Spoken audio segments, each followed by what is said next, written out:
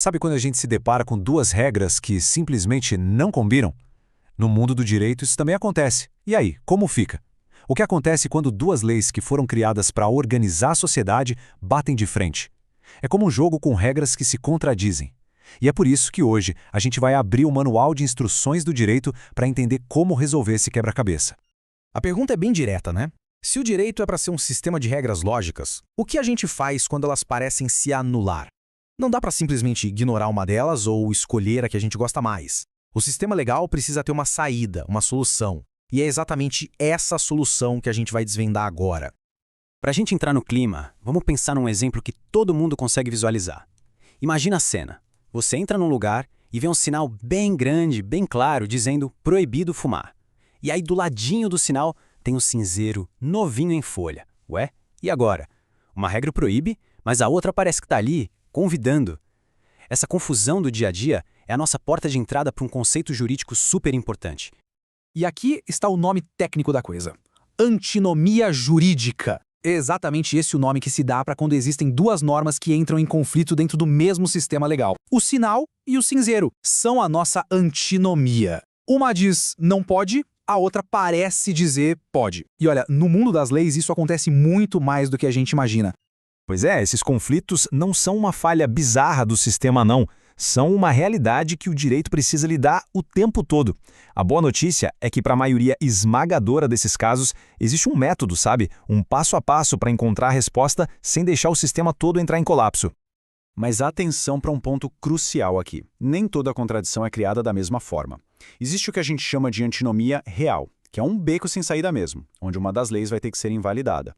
Só que a grande maioria dos casos são de antinomias aparentes. Elas parecem um paradoxo, mas na verdade tem uma solução lógica. É só aplicar as ferramentas certas. E é justamente nessas ferramentas que a gente vai focar agora. E é aqui que entra o nosso primeiro kit de ferramentas. Para resolver essas antinomias aparentes, o direito usa 3 critérios principais. Pensa neles como se fossem as regras de desempate de um jogo. Quando duas normas parecem ter a mesma força, um desses critérios vai dizer qual delas leva melhor na rodada. E os nossos critérios são esses 3 aí. O hierárquico, que olha para a importância da lei, o da especialidade, que se preocupa em saber se a norma é geral ou específica para um caso, e o cronológico, que é bem direto e só verifica qual delas é a mais recente. Vamos mergulhar em cada um para entender direitinho. O primeiro, e pode anotar, o mais forte de todos, é o critério hierárquico. A ideia aqui é bem simples. As leis têm pesos diferentes. Pensa numa pirâmide de poder, com a Constituição Federal lá no topo, soberana. Se uma lei comum contradiz a Constituição, gente, não tem nem discussão. A Constituição sempre vence. Norma superior prevalece sobre a inferior. Fim de papo. Em seguida, vem o critério da especialidade. Pensa assim, ó. O Código Civil é uma lei gigante, geral, que fala sobre contratos de todo tipo. Mas o Código de Defesa do Consumidor é uma lei especial focada só nas relações de consumo. Se der um conflito entre os dois num caso de consumo, qual você acha que ganha? A lei especial, claro. Ela foi feita sob medida para aquela situação, então ela prevalece sobre a geral. E por último temos o critério cronológico, que talvez seja o mais fácil de entender. É bem intuitivo. A lei mais nova revoga a lei mais antiga que for incompatível com ela. Simples assim. O direito está sempre evoluindo, e a lei mais recente reflete o que a sociedade pensa hoje. Portanto, a norma posterior vence a anterior. Tá, até aqui parece um sistema bem organizadinho, né? Mas e se a gente tiver uma lei que é antiga, mas é especial? E ela entra em conflito com uma lei que é nova, mas é geral. E aí, qual critério a gente usa? O da especialidade ou o cronológico? Pois é, às vezes as próprias regras de desempate entram em conflito. Isso tem nome: antinomia de segundo grau.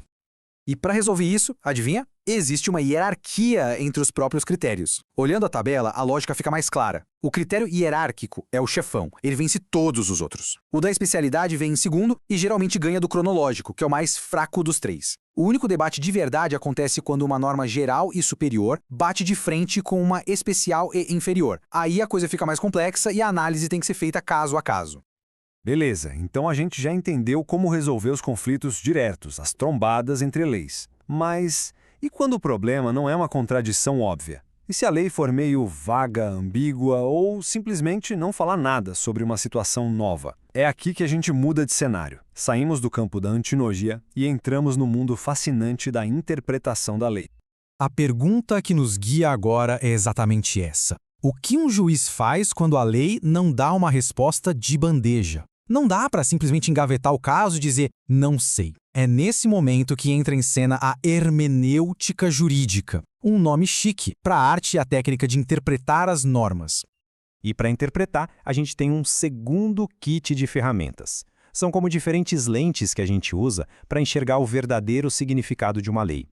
Tem a interpretação gramatical, que olha o sentido literal das palavras, a lógica, que busca a razão por trás da lei, a sistemática, que analisa a norma dentro do sistema todo, a histórica, que olha o contexto em que ela foi criada, e talvez a mais importante de todas hoje em dia, a teleológica. Esse exemplo aqui é perfeito para ilustrar a diferença. Pensa numa placa no mercado. Proibida a entrada de cães. Se a gente for pela interpretação gramatical, ao pé da letra, um cão é um cão, logo, não poderia entrar. Mas isso faz algum sentido? Qual é o objetivo de verdade daquela regra? É aqui que a interpretação teleológica muda o jogo completamente.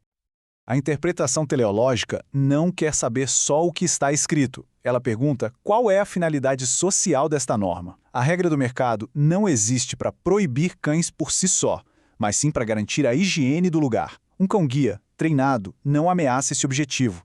Pelo contrário, barrar a entrada dele fere um bem muito maior, a inclusão. Então, olhando o propósito da norma, é claro que a entrada do cão-guia é permitida. Então, depois de aplicar todos esses métodos, a lei não é só entendida. O alcance dela pode ser ajustado. A interpretação é o que define as fronteiras de aplicação de uma norma no mundo real. E o resultado dessa análise toda pode nos levar a 3 caminhos. A interpretação pode ser declarativa, quando a gente conclui que o texto da lei diz exatamente o que queria dizer. Pode ser restritiva, quando a gente percebe que a lei, apesar de usar palavras amplas, tinha uma intenção mais limitada. Ou, o que é muito interessante, pode ser extensiva, quando se entende que o alcance da norma vai além do que as palavras dela sugerem. Olha só esse exemplo perfeito de interpretação extensiva. A nossa Constituição diz que a casa é asilo inviolável. Literalmente, casa é onde a gente mora, certo? Mas os tribunais foram além. Eles entenderam que o objetivo não era proteger o prédio, as paredes, mas sim a privacidade da pessoa. E com base nisso, estenderam essa proteção para locais de trabalho como escritórios e consultórios. O sentido da norma foi ampliado para cumprir sua finalidade de verdade. No fim das contas, todo esse sistema complexo, com critérios e métodos de interpretação, serve a um propósito muito maior: garantir que a aplicação da lei não seja uma coisa arbitrária, que dependa do humor de quem julga. Ele existe para trazer previsibilidade, consistência e, acima de tudo, justiça. É o que mantém a ordem e o equilíbrio na sociedade. Isso tudo nos deixa com uma reflexão final.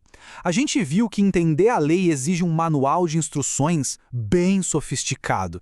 E aí fica a questão no ar. Se as regras do jogo são tão complexas, como é que a gente pode garantir que a justiça, que é a promessa por trás de tudo isso, seja realmente acessível a todas as pessoas e não só para os especialistas no assunto? Fica aí a questão para a gente pensar. Valeu pela companhia.